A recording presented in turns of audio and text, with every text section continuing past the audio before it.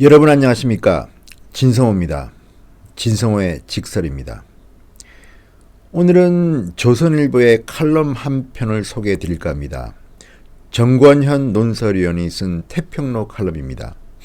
정권현 논설위원은 전황은 나이가 같고 조선일보 신문사는 입사 후배입니다. 일본 특파원을 했고 사회부장을 지냈고 검찰통이었습니다. 자, 정권현 논설위원이 쓴 칼럼이 사실 굉장히 청와대에는 아플 수도 있겠다는 생각입니다.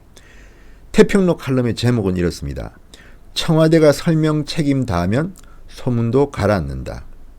청와대가 설명 책임 다하면 소문도 가라앉는다. 이런 내용입니다. 정권현 논설위원이 말하고자 한 생각은 맨 마지막에 나옵니다.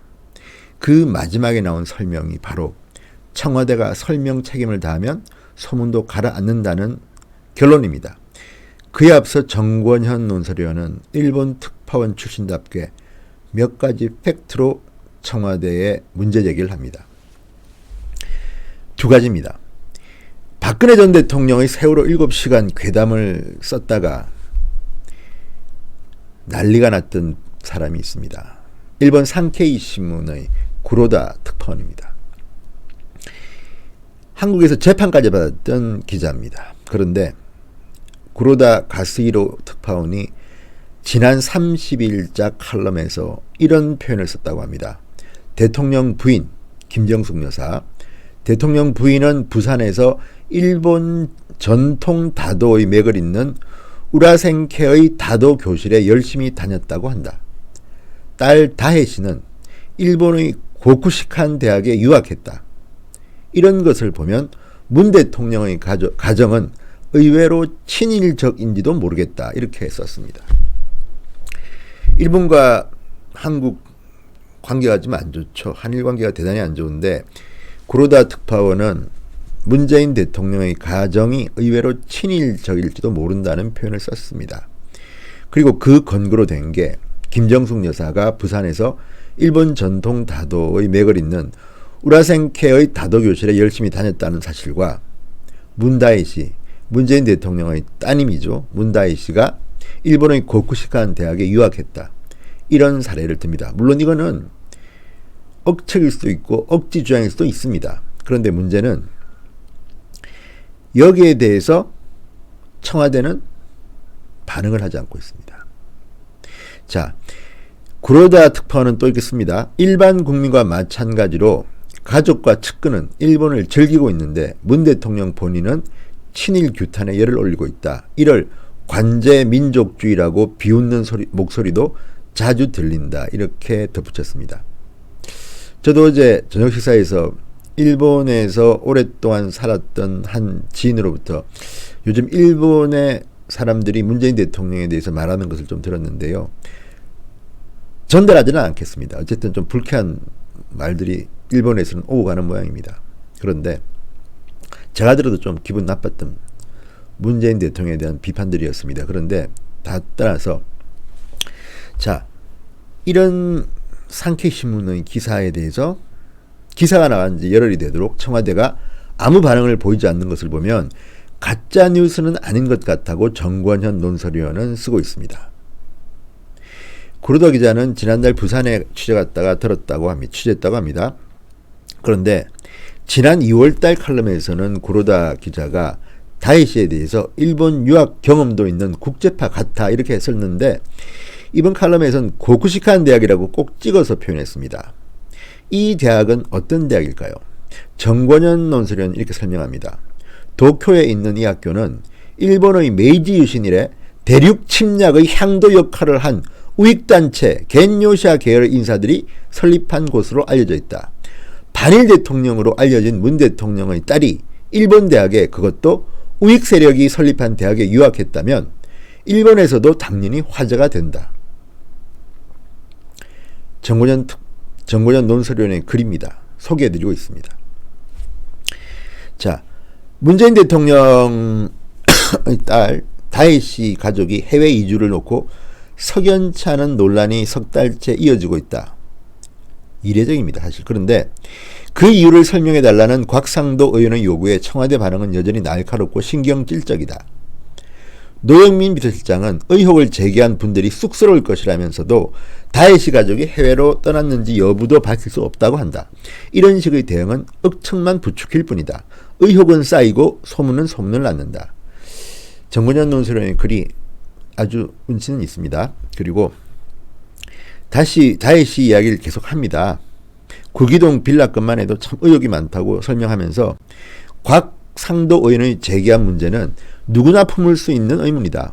그것을 국민을 대신해 공개적으로 설명을 요구한 것이고 청와대는 성실하게 설명하는 것이 도리다. 그런데도 근거 없는 엄혜성 허위사실 유포라며 과도하게 반응한다. 그렇다면 왜 한국을 떠났는지 공개하지 못할 이유가 없지 않는가?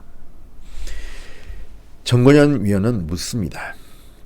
서슬퍼렇던 50 시절에도 야당 의원들은 전두환 대통령의 동생 경환 씨와 형 기환 씨의 월권을 문제 삼았다. 당시 권력은 그 나름대로 설명 책임을 다했고 이미 드러난 일을 덮는다는 것은 엄두도 못 냈다. 우리 국민 정서는 이런 비리가 드러나는데도 넘어가려는 권력을 한 번도 받아들인 적이 없다. 자, 또 씁니다. 이게 중요한 부분인데요. 정당하게 제기한 의혹에 대해 아나무인 안면 몰수식으로 깔아뭉개고 집권 여당이 대리고발에 나서는 해괴한 발상은 어디에서 나왔나? 다시 한번 읽겠습니다. 정당하게 제기한 의혹에 대해 아나무인 안면 몰수식으로 깔아뭉개고 집권 여당이 대리고발에 나서는 해괴한 발상은 어디에서 나왔나? 이거는 저를 두고 한 말 같습니다. 그러니까 진성호 방송이나 신의 한수가 문재인 대통령이 강원도 산불이 났을 때 5시간 동안 무엇을 했느냐고 의혹을 제기했습니다. 저 물론 언론사 사장들과 술을 마셨다는 이런 의혹이 있다. 아닐 수도 있다고 분명히 말했습니다. 아니면 아니라고 답하라고 했습니다.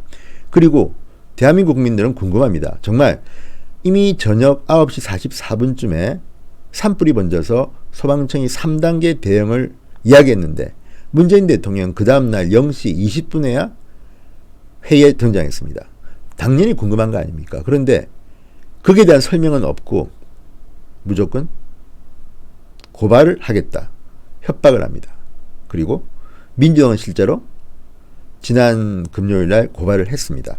물론 이 법적인 문제는 제가 감당하면 됩니다. 충분히 자신이 있습니다만 그걸 떠나서 청와대가 이렇게 문제 제기조차도 가짜 뉴스라고 단정해버리고 바로 고발해버리는 이런 것은 과거 정권에서도 참 보기 힘들었습니다. 그리고 검찰에 고소 고발할 때 민주당은 야당 시절에 비판을 했던 기억이 있습니다. 그런데 본인들은 지금 의혹 제기조차도 용서치 않겠다.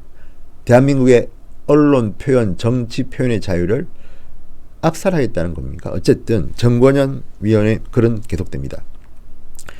대통령의 가족 이야기가 문재인 대통령의 가족 이야기가 상케이신문 같은 매체에서 혐한, 반한 소재로 오르내리는 것도 자존심 상하는 일이다.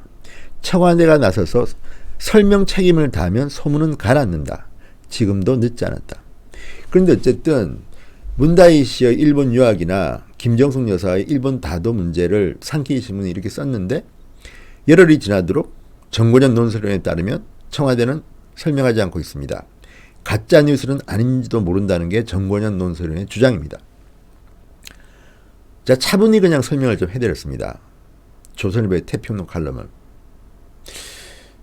이 글이 사실이라면 좀 이상하지 않습니까? 국민들은 정치인이나 권력자의 이중적 잣대를 싫어하는 경향이 있습니다. 어쨌든 왜 유학 갈 수 있죠. 그런데 왜 우익 세력과 관련된 듯한 대학교에서 공부를 했는지, 정말 김정숙 여사는 일본 다도를 배웠는지 정말 궁금합니다. 대한민국에서 가장 큰 권력을 가진 사람은 문재인 대통령입니다. 그리고 국민은 그 최고 권력자에 대해서 비판할 수 있는 자유가 있습니다. 헌법에 보장된 자유입니다. 과거 민주당 의원들이 또는 문재인 대통령을 지지했던 분들이 또는 박근혜 전 대통령을 비판했던 분들이 제기했던 가짜뉴스들이 정말 많습니다. 만약 이번에 문재인 대통령의 비서실장인 노영민 실장이 또 고발을 하게 되고 민주당의 고발이 진행된다면 한번 보겠습니다. 똑같은 논리로 대응해 드리겠습니다. 가짜뉴스를 만든 민주당 의원들 그리고 일부 매체들 똑같이 명예훼손으로 고소하면 됩니다. 고발하면 됩니다. 어쨌든 이번에 보여준 청와대의 모습은 실망스러웠습니다. 정권현 논설위원이 정말 아주 아픈 곳을 예리하게 찔렀습니다. 진성호의 직설이었습니다. 여러분 대단히 감사합니다.